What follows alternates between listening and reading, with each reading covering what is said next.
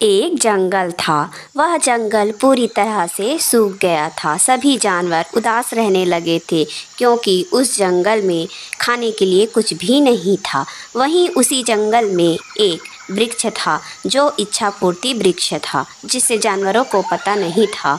वहाँ पर एक दिन एक बिल्ली आई और वहीं पर बैठकर बोलने लगे कि काश यहाँ पर खाने के लिए कुछ मिल जाता तो मेरी भूख शांत हो जाती। इतना सुनते ही वृक्ष ने वहाँ पर दूध का कटोरा रख दिया। बिल्ली ने दूध पी लिया और वृक्ष को धन्यवाद दिया। वह जान गई थी कि यह वृक्ष इच्छा पूर्ति है और भगवान ने इसे हमारे लिए ही भेजा है।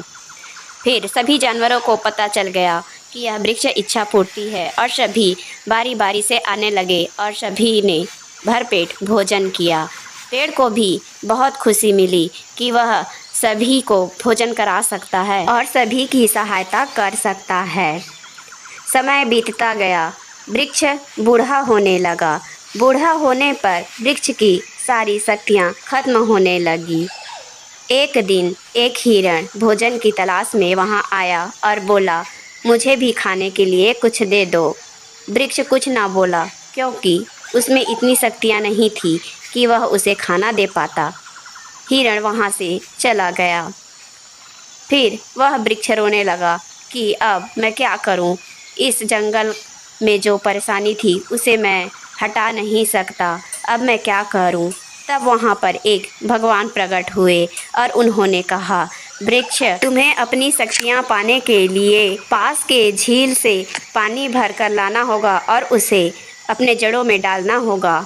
इतना कहकर वह देव चले गए, लेकिन वृक्ष उदास हो गया क्योंकि वह जानता था कि वह कहीं भी चल फिर नहीं सकता है।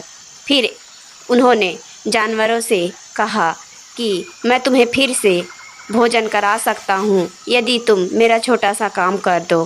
तभी जानवरों ने कहा ठीक है। तब वृक्ष ने कहा कि दूर में एक झील है जहाँ का जल मेरे लिए अमृत समान होगा, उसे लाकर मेरी जड़ों में डाल दो ताकि मैं फिर से हरा भरा हो जाऊं और तुम्हें भोजन दे सकूं। सभी जानवर गए और वहां जाने के बाद उन्होंने पानी भरकर पेड़ के ऊपर डाल दिया।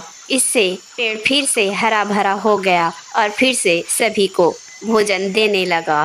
पेड़ भी खुश था। वही एक दिन हिरण फिर से वहां आया और उसने कहा, मुझे बहुत तेज भूख लगी है, मुझे भी खाने के लिए कुछ दो। इस बार पेड़ ने खुशी खुशी उसे बहुत सारा भोजन दिया। इस बार हिरण भी बहुत खुश था और सभी जंगल में खुशी खुशी रहने लगे।